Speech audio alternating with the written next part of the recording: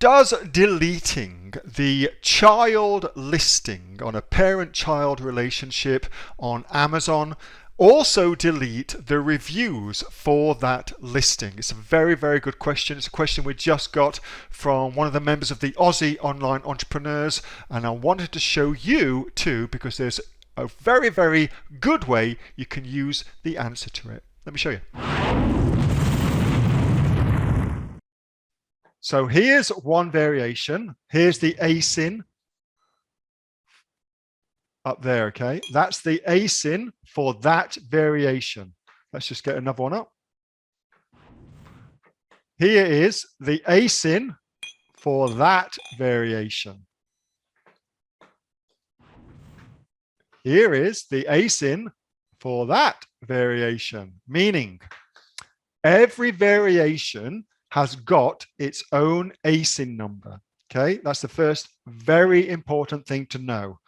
Meaning, as far as Amazon is concerned, it's a separate product that's linked together with other products, but the product itself is treated separately. Okay, meaning if I delete that ASIN, that variation, then I'm also deleting a product.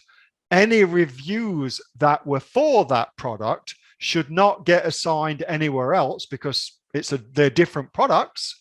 So if I delete a variation, I lose the reviews. Okay? So that's a pain in the ass, don't you reckon? So instead, what you should do, instead of deleting your variations, you should simply run them out and let them stay on the listing, but let them be closed on the listing. And that way, you can retain your ratings and you can retain your reviews that were for that listing, ASIN variation, on the broader parent of it, okay?